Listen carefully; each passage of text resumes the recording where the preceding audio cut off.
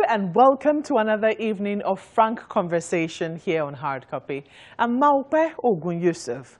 The health sector has come to the fore in recent weeks, the latest of which is the Ministry of Health's banning of codeine in cough syrups in the aftermath of a BBC documentary showing the effect of abuse of the syrup on the country's youth population. But drug abuse is not all that's bedeviling the health sector today. There's currently a strike action by the joint health sector unions, which has recently spread to the states and local governments, with its attendant effect on the health of citizens. There's also corruption in the sector and the question of whether or not President Buhari's treatment abroad is an indictment on our health system.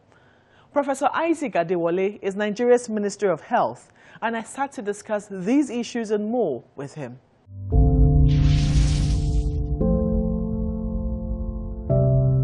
Professor Isaac Adewale, welcome to Hard Copy. Thank you, Maupe. Professor, the joint health sector has been on strike for quite a while now, JOHESU, and they have been asking for a number of things. Some of them, they say it has to do with their salary scale. Doctors, of course, have said they're an illegal body, that they ought to be taken as separate entities. They don't recognize anybody called JOHESU. But you are dealing with them all the same. Yeah, because we consider them a reality.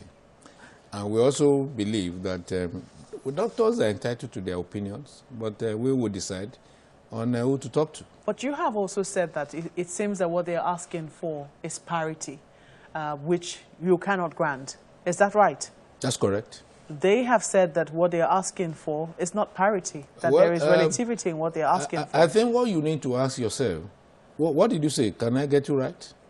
They said that there's relativity in the system that they are asking for. There's none. Because what they presented to us was the same salary scale for doctors. Look at it, it's the same. They did not even vary it by 1 naira. And we said that will only create chaos and precipitate another crisis. Since even before independence till date, there has always been relativity between the salary of the doctor and the non-doctor. And this must be maintained. And for improving the conditions of service of the health workers and for reviewing their salary scale. But we cannot have parity because that will lead to another round of argument. We cannot solve a problem to create another one. Now, they claim that that the parity has already been observed because you cannot just come in onto a certain level when you come straight out of school, when you are a worker under the JOHESU umbrella, that there is a certain level which you must be on, but that for doctors, they get to jump a certain number of levels because they already come in, they're coming from medical school. They don't start on the same level as JOHESU workers, and they believe that already creates relativity. They do not have the same scale. The doctor scale starts around the 9 of the JOHESU scale, or what we call CONHES, as against the COMES. But when you look at the two scales, what JOHESU is asking for is to say, look, whatever is there, we want to have it on the CONHES scale. And we said, no, go and negotiate yours. You can even ask for something higher than the doctors. I will be talking. But to say you must have naira for naira, the same. I don't know what else, because he said it's equity. I don't know what that means. To me, it is the same. Maybe we should just be honest with ourselves and say it's the same.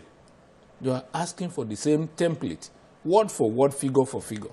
And we said no. Now they have decided they're going to call all their members. I mean, initially, the strike was at the federal level. Now they're asking for their members in the states and local governments to join in as well. What effect do you think this is going to have on the healthcare sector, and how do you hope to mitigate it? Well, we're talking with them because we're at the bargaining table. We met last night, we adjourned, we are meeting again tonight, and so we've not stopped talking. As far as we are concerned, we will not stop talking as a government, but we will keep on pressing them to realize that we must not create neither of them can function without the other. If JOHESU comes back to work and the doctors are on strike, we're back to square one. But let me also say that what we have is really indiscipline in the health sector. When you look at other sectors, if you look at the construction industry, architects are recognized as leaders in the industry.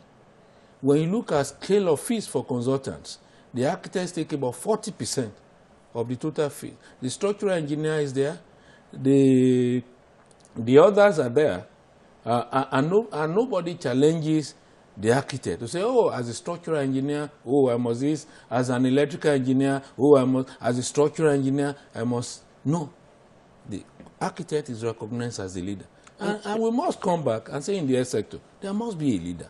We can't all be leaders. And you think that doctors should be the leaders? Oh, it's not, I think. That's what it has been.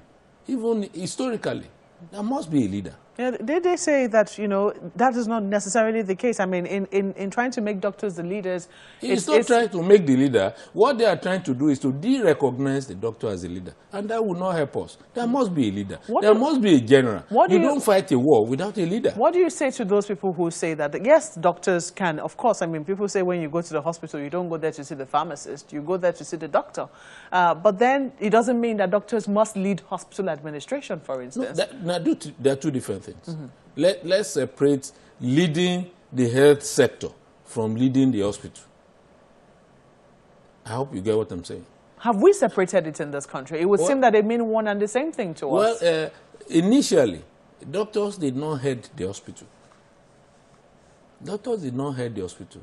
They were made to head the hospital when there was a crisis. And even initially, there was some separation. The provost of the College of Medicine was also the chief medical director of the hospital, some form of harmonization. But by 1985, there was a problem in Louth. And I think Chief Obasanjo, then head of state, wanted to address the problem. And he could not discipline the doctor in the hospital because they said, oh, he was employed by the university. And so, and that created a situation where I said, look, we must separate this leadership. If I wanted to punish the head of the hospital and someone tells me I cannot punish him because he is also holding a position in the university, and that led to the separation of the two. So we separated the position of the chief medical director from that of the provost. So now we have two different positions. But to me, that is also historical. But really, what matters to me is not much as to who is heading the hospital, but about who is leading the health crusade, who is leading the battle against diseases, against ill health, and that has to be a doctor. That has to be a doctor? Yeah.